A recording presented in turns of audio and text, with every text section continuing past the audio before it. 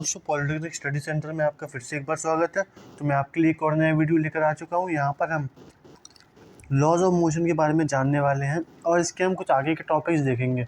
मैंने इस चैप्टर के वीडियोस की जो सीरीज़ आ रही है उसके अंदर मैंने 3 से 4 पार्ट ऑलरेडी लेकर आ चुका हूँ, जिसमें मैंने first law of motion, second law of motion और थर्ड लॉ ऑफ मोशन, उसके साथ साथ उसके कुछ एग्जांपल्स के बारे में अच्छे से डीपली डिस्कस किया है। और मैंने सिर्फ इसका एक पहला वीडियो डेडिकेटेड इसी के लिए बनाया था कि जिसमें मैंने बात करी थी कि हम इसमें क्या क्या पढ़ने वाले हैं।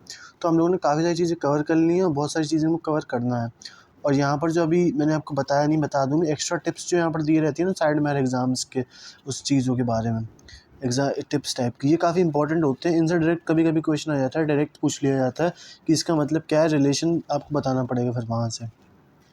तो इसको आप छोड़ के मत जाइए, क्योंकि यहाँ पर हल्का सा एक लेवल ऊपर होकर चीज़ें हमको बताई जाती हैं। तो यहाँ से हम लोग देख सकते हैं इन सब चीज़ों को। इसके बाद थर्ड लॉ ऑफ मोशन पढ़ लिया था, क्या होता है एक्शन रिएक्शंस के बारे में। इसके बाद हम लोगों को पढ़ना लीनियर मोमेंटम। अगर हो चुका है तो एक बार दोबारा देख लीजिए, अगर नहीं हुआ है तो आप यहीं से कंटिन्यू करेंगे। लीनियर मोशन क्या होता है बेसिकली, लीनियर मोमेंटम क्या होता है।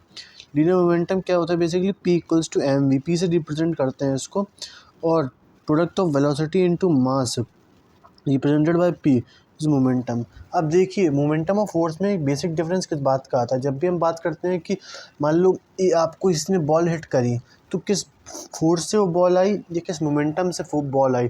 हम लोग बोलने में, आम बोलचाल की भाषा में दोनों को कंफ्यूज कर देते हैं, दोनों को लगभग सिमिलर कर देते हैं, लेकिन ऐसा रियल लाइफ में बिल्कुल नहीं होता है, वाइडली अपार्ट है। Change of rate of linear momentum जो होता है ना, change of rate of linear momentum, ये हमारा कहलाता है क्या, फोर्स कहलाता है ये हमारा। इसीलिए हम दोनों कंफ्यूज नहीं करेंगे। हम लोग कहते हैं काफ़ी मोमेंटम से गेंद आई, मोमेंटम बात अलग होती है, फोर्स बात अलग होती है। हमारा जो मूवमेंट एक होती है वो चीज़ अलग होती है। जैसे यहाँ पर ये लिखा हुआ है लॉज ऑफ मूवमेंट में, देख सकते हैं आप।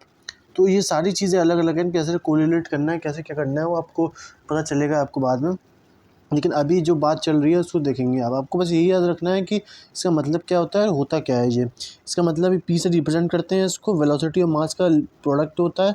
लीनियर मोमेंटम मतलब सीधी रेखा में शायद p equals to m v से रिप्रेजेंट करते हैं।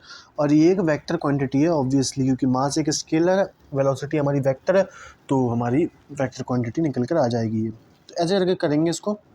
काफ़ी बेसिक सी चीज़ें हैं, पढ़ते हुए आ रहे हैं, बस हमको अपने डाउट्स क्लियर करना है कि जैसे मैंने आपको बताया कि आपको वेलोसिटी और स्पीड में कैसे, इंस्टेंटेनियस वेलोसिटी, इंस्टेंटेनियस स्पीड, इसमें क्या अंतर रहेगा, डिस्प्लेसमेंट और डिस्टेंस, ये सब बेसिक चीज़ें हैं। अब हम यहाँ पर लीनियर मोमेंटम, एंगुलर मोमेंटम में आ चुके हैं, तो यहाँ पर थोड़ी थोड़ी चीज़ें कॉम्प्लेक्स होती जा रही हैं। जैसे हमने वहाँ पर डिस्टेंस पढ़ा था, तो डिस्टेंस से हम वेलोसिटी पे आए थे। अब वेलोसिटी से हम आगे बढ़कर मोमेंटम पर आ रहे हैं, मोमेंटम से आगे बढ़कर हम एंगुलर और लीनियर मोमेंटम के बारे में डिफरेंट चीज़ें जानेंगे। तो यहाँ से अपना लेवल अप करते जा रहे हैं, तो उसके अकॉर्डिंग आप कीप अप करिएगा। और आपको कुछ नहीं समझ में आता है तो आप मेरे को नीचे कमेंट करके बता सकते हैं, या तो मेरे को इंस्टाग्राम पे आप कांटेक्ट कर सकते हैं, कुछ आपको पर्सनल इन्फॉर्मेशन चाहिए हो किसी चीज़ के बारे में। तो क्योंकि यहाँ पर कुछ हमको डिले देखने को मिलता है जब भी हम बात करते हैं, तो पब्लिश होने में मेरा कमेंट फिर आपका कमेंट, तो कन्वर्सेशन अच्छे से नहीं हो पाती। तो अगर आप चाहें तो मैं वहाँ से फिर आपको ढंग से बात कर सकता हूँ, गाइड कर सकता हूँ। आगे बात करें law of conservation of linear momentum. Law of conservation of mass आपने पढ़ा होगा बहुत टाइम पहले, कि mass can neither be created nor be destroyed, ऐसे करके। एनर्जी के बारे में पढ़ा है कि energy can neither be created nor be destroyed, it can only be transform from one form to another. तो बेसिक कहने का फंडा ये है कि जो हमारी इनिशियल और फाइनल है वो हमेशा बराबर रहेगी, कभी भी लॉस नहीं होगा इसमें। लेकिन ऐसा तो कभी होता नहीं है। मोमेंटम जो है एम वी, वेलोसिटी तो चेंज हो रही है, वो तो कांस्टेंट है नहीं। इसके अगर कांस्टेंट है भी तो कुछ ना कुछ तो ऐसा आएगा जिसकी वजह से कम होता जाएगा। लेकिन हम यहाँ पर एक हाइपोथेटिकल चीज़ें ले रहे हैं, हम यहाँ पर एक आदर्श चीज़ें मान के चल रहे हैं, तो उसके अकॉर्डिंग हमको यहाँ पर देखना रहेगा अपनी चीज़ें। और जैसे यहाँ पर हम देखें तो कुल मिलाकर बात सबसे ज़्यादा इंपॉर्टेंट किस चीज़ में आती है, कोलिजन में।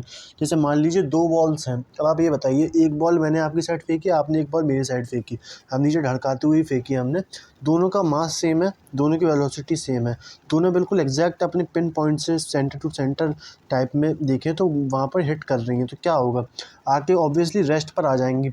अगर एक की ज़्यादा होगी तो वो ज़्यादा वाली बॉल, ज़्यादा स्पीड वाली बॉल कम वाली को अपने साथ ले जाएगी, ऐसे ही वाइस वर्सा होगा। ठीक है, तो ये सब नॉर्मल चीज़ें हैं, आप इसे कनेक्ट करके देख सकते हैं माइंड में। आप बहुत कर चुके होंगे ऐसा, आपने एक बॉल यहाँ से फेंकी, दूसरी बॉल वहाँ से फेंकी, अब बिल्कुल स्ट्रेट लाइन में जा रही है, मतलब कोई डाइवर्जन नहीं है उसका। जैसे मान लो एक टेढ़ी आ रही, एक सीधी आ रही, तो फिर इधर उधर भग जाएगी। लेकिन अगर बिल्कुल स्ट्रेट आ रही हो दोनों, तो फिर बिल्कुल भी डाइवर्जन नहीं होगा उनका, वहीं जाकर स्टॉप हो जाएंगी अगर सेम वेलोसिटी या सेम मास की आ रही है बॉल। तो यही हमारा कहता है यहाँ पर u और u1 u2 है, वो हमारा बेसिकली क्या है, लीनियर जो हमारा जो वेलोसिटी है वो इनिशियल वेलोसिटी की बात कर रहे हैं, और यहाँ पर v में हमारा फाइनल वेलोसिटी की बात कर रहे हैं, और m1 m2 हमारे दो मास है दोनों बॉल्स के। तो ऐसे करके हमको देखने को चलना पड़ेगा यहाँ से।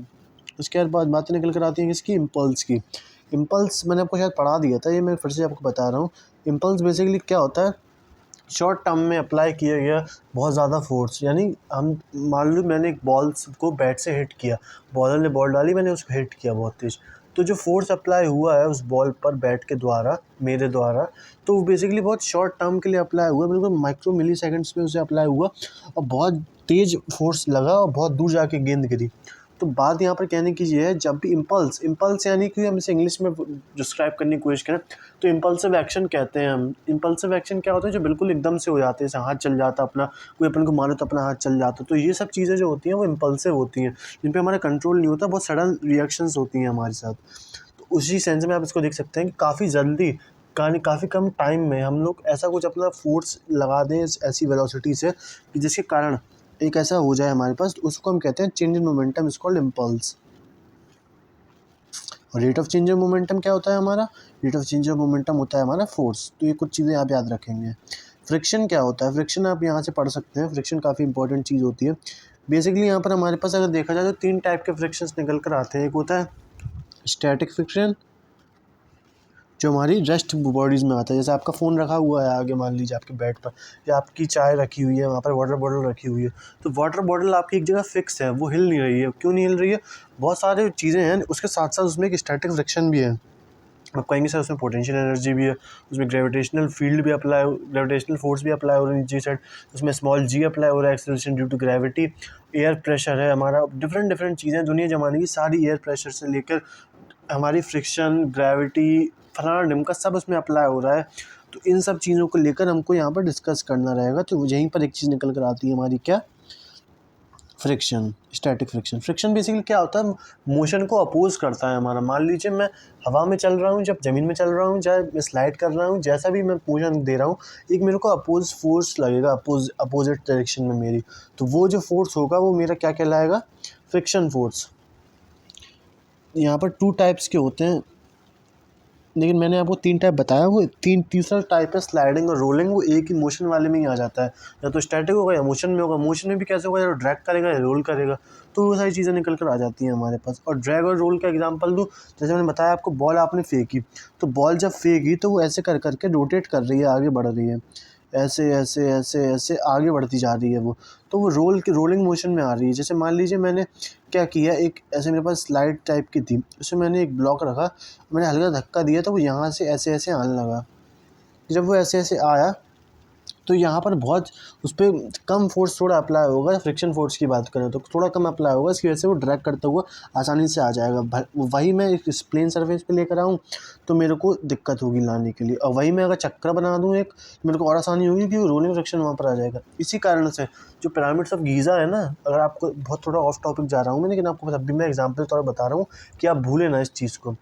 जो पिरामिड्स ऑफ गीज़ा को इतना हुआ बनाया जाता है, वो क्यों बनाया जाता है, तो बेसिकली वहाँ पर 25 से 45 लाख जो ब्लॉक्स हैं वो लाए गए थे, वो भी एक स्टीप, यानी कि आप देखें तो वो करीब, मेरे को एग्जैक्ट फीट तो याद नहीं, लेकिन बहुत ऊंचाई पर है, एक तरीके से बुर्ज खलीफा से थोड़ा सी कम होंगे वो, कुछ मीटर है वहाँ पर। बुर्ज खलीफा तो खैर 1 किलोमीटर लगभग है, लेकिन ऐसा ही कुछ हमको वहाँ पर देखने को मिलता है। 600 या 500 फीट की ऊंचाई पर वो ब्लॉक्स लाए गए, और उनका वेट आप सुनेंगे तो आप दंग रह जाएंगे।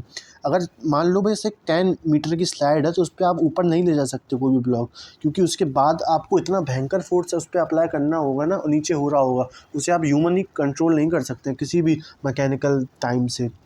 यही चीज़ मैंने बताने की कोशिश कर रहा हूँ आपको। वहाँ पर बेसिकली 8 से लेकर 80 टन तक के वहाँ पर ब्लॉक्स लगाए गए हैं। उसको ले जाना इतना मुश्किल रहा होगा, तभी इसको इतना हुआ माना जाता है। क्यों माना जाता है, क्योंकि जो हमारा अभी हमारी जो चीज़ें हैं, यानी जो हमने पढ़ रखी है फिज़िक्स, उसके अकॉर्डिंग हम 10 डिग्री के ऊपर जितना भी ज़्यादा वजन का है उसे हम ऊपर नहीं ले जा सकते, क्योंकि बहुत ज़्यादा उसमें फोर्स अप्लाई होगा नीचे की साइड, और वो नीचे आ जाएगी चीज़ें, उसको हम मैन्युअली कंट्रोल नहीं कर सकते। तो बेसिक समझ सकते हैं मैं क्या बोलना चाह रहा हूँ आपको। या 2 टाइप्स ऑफ फोर्सेस निकल कर आ गया है। बेसिकली यहाँ से हमको जाना है। मैं आपको यहीं पे बता देता हूँ क्या होता है। मैंने आपको बताया एक एग्जांपल, यहाँ पर एक ब्लॉक है, ये स्लाइड करते हुए नीचे आ गया, ये होता है स्लाइडिंग फ्रिक्शन। यहाँ पर अब मेरे पास दूसरी चीज़ एग्जांपल ले लो, यहाँ पर मैंने एक बॉल रखी या मैंने एक कार्ड व्हील रखी, कार्ड व्हील पे कार्ड रखा, यहाँ पर मैंने गोल चक्का, वो रोल करता हुआ नीचे आ गया। तो ये जो नीचे आया ये रोलिंग फ्रिक्शन का एग्जाम्पल है। अब स्लाइडिंग फ्रिक्शन हो गया स्टैटिक फ्रिक्शन। अब मान लीजिए हमारे पास क्या रहा होगा, एक ऐसी करके एक प्लेन रहा होगा, ये ब्लॉक वहाँ रखा है, बस रखा है, कुछ नहीं हो रहा इसके संग। तो ये क्या है, ये एग्जांपल किसका है, स्टैटिक फ्रिक्शन का एग्जांपल है। सिंपल ऐसे करके हम लेके चलेंगे। तो मैं आशा करता हूँ कि आपको वीडियो पसंद आई होगी। अगर वीडियो पसंद आई है तो आप वीडियो को लाइक करें, कमेंट करें, शेयर करके सब्सक्राइब ज़रूर करें चैनल को। मेरे को कमेंट करके बताएं कि आप मुझसे क्या सुनना चाहते हैं, क्या पढ़ना चाहते हैं। मैं उसके लिए आपको एक डिस्क्राइब करूँगा। और जो हमारे पार्टनर हैं सुमित जी, वो भी आ रहे हैं, तो वो भी वीडियो डालेंगे, तो आपको काफ़ी आसानी होगी और काफ़ी ज़्यादा कंटेंट आएगा, तो आपके लिए बढ़िया होगा। और हम लोग एक पेड कोर्स भी लेकर आ रहे हैं। अगर आपको उसके बारे में जानकारी चाहिए तो आप मेरे से कॉन्टैक्ट कर सकते हैं। नीचे आप मेरे को कमेंट करके बता सकते हैं, मैं आपको वो चीज़ें बता दूंगा कि आप कब उसे अवेल कर सकते हैं, आप उसे कैसे अवेल कर सकते हैं, उसका प्राइस क्या है, फलाना ढंग का सारी चीज़ें मैं आपको बता दूंगा। धन्यवाद, मिलते हैं अगले वीडियो में।